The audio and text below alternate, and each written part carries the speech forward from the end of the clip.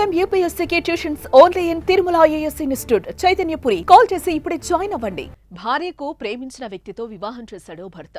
పెళ్ల 2 పిల్లలున్నా ఆమె వేరే వ్యక్తితో ప్రేమలో పడింది. భర్తతో ప్రియుడే ముద్దంటూ వారించింది. దీంతో ఆమె మాటను తిరస్కరించలేక పెద్దల సమక్షంలో వివాహం జరిపించాడు.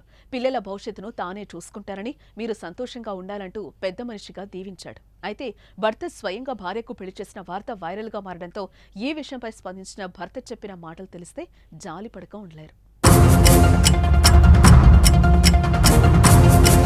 ఉత్తరప్రదేశ్లోని సంత్ కబీర్ నగర్ జిల్లాకు చెందిన బబ్లూకు రాధికకు 2017లో వివాహమైంది.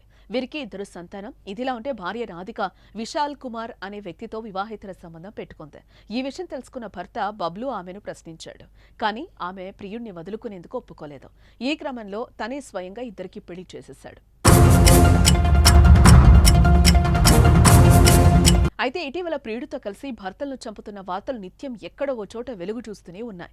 తాజాగా మీరట్లో ప్రియుడితో కలిసి భర్తను చంపి ప్లాస్టిక్ డ్రమ్ములో పెట్టిన ఘటన సంచలనంగా మారింది. ఇదే ఘటన ఇక్కడ భర్త బబ్లూను ఆలోచించేలా చేసింది. భార్య వివాహేతర సంబంధాన్ని అడ్డుకున్నా, వారితో గొడవకు దిగినా తనకు ఇదే పరిస్థితి వస్తుందని బబ్లూ భయపడ్డాడంట. ఒకవేళ ఆవేశంలో తాను భార్యను ఏమైనా చేసినా ఇద్దరికూ వచ్చింది ఏమీ లేదంటూ ఆలోచించాడంట.